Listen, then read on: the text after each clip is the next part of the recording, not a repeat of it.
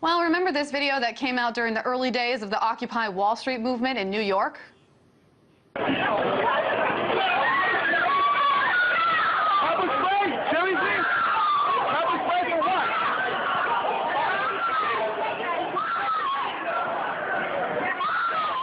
Or how about this video of a police officer punching a protester seemingly without provocation?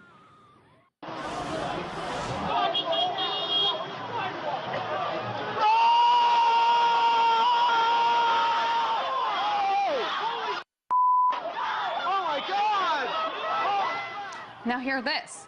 A Manhattan district attorney decided that the two NYPD officers featured in these videos will not face charges.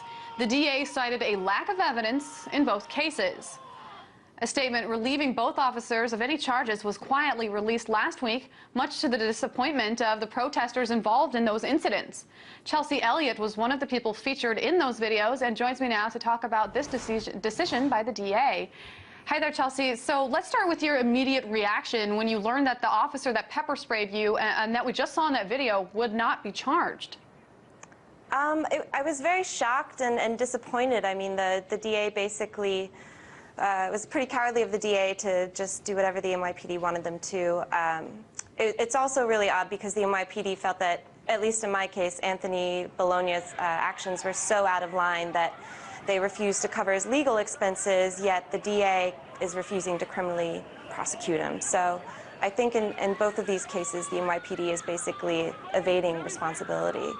And as I understand it, Anthony Bologna actually confessed to what he had done inside of the actual investigations. So let me ask you, how would you like to see these officers punished, your officer in your particular case? I would like to see him punished just like any other citizen that would assault another civilian in the same manner. Sure. Now, what has been your role in finding evidence and staying on top of this case since the incident more than a year ago? I mean, I've cooperated with police by providing my testimony and everything I remember from the events. And also, there's tons of evidence. There's multiple videos on the internet of everything that happened leading up to and after the event. Is there anything further that you're planning on doing, any actions that you're planning on taking legal-wise in order to get the justice that you feel like you deserve? Me and several of the other women that were in my incident are pursuing civil cases. And what's the current status of those? I really am not sure exactly where the cases are themselves, but we'll see. Now, the Occupy movement sought to create a greater accountability on behalf of the 99%. Time and again, we saw police officers brutally committed the actions that they committed against these protesters in New York and elsewhere. Can you glean anything about the Occupy's successes or failures based on your case and many of the other cases that we saw?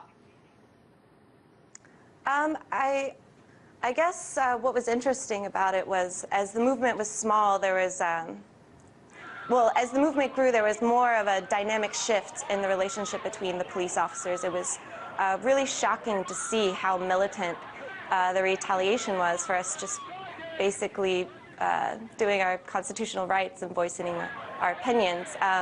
There were several studies that I read about done by universities inciting the militant treatment of the NYPD specifically against the Occupy movement, and I believe that the movement itself did draw a lot of attention to this. And Chelsea, what have your experiences been with police officers since this incident? Following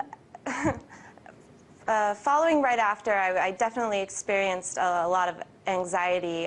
Now I don't have any personal vindication against any sort of the police officers, but I think that the organization of the NYPD as a whole has really disappointed me. I feel that the officers are not really provided the tools and trainings necessary for dealing with all these different types of situations, and I feel that these violent sort of outbursts were a reflection of that.